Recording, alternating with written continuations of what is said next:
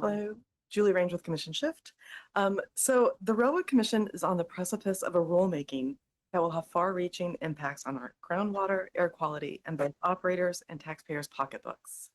It is needed because we have an aging population of unplugged, inactive wells that are rusting away and that, with time, are more complex and costly to plug. These wells may also become pathways for pressurized produced water to flow to the surface, or worse, to unknowingly pollute our freshwater aquifers. Emergency flowing wells are also expensive to plug, as y'all know.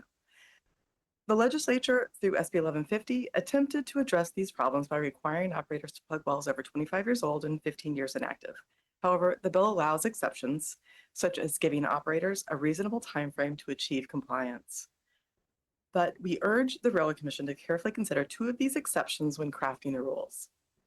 To prevent indefinite loopholes, Commission Shift encourages the Commission to set clear criteria for what qualifies for a plugging exception. Operators should produce and pay in quantities and meet other metrics to qualify as return to operation.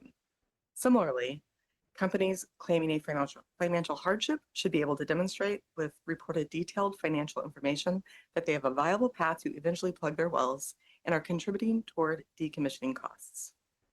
Furthermore, the Commission should establish caps on the number of extensions allowed for operators claiming financial hardship or a history of returning wells to operation.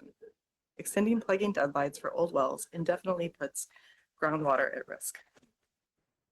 These recommendations and more were developed with a working group we assembled of landowners, groundwater conservation districts, oil and gas attorneys, and many who work in the oil and gas industry. Our group stresses that the legislature stated that the Railroad Commission shall consider the risk of public safety, health and the environment, wellbore integrity, casing pressure, and regional risk considerations, including penetration of corrosive or overpressure formations and zones containing hydrogen sulfide. And we stress that extensions are a privilege, not a right. Statute uses a permissive may to indicate that the Railroad Commission is not required to grant extensions. Some areas of the state and well conditions may warrant denying extensions. Furthermore, under the statutory language, such extension denials can extend to wells inactive for under 15 years whenever these risks arise. As you build the rules, we encourage the Commission to engage in the public meaningfully through in-district public hearings, public comments, and to build a strong protective rule with clear metrics that safeguard human health and the environment.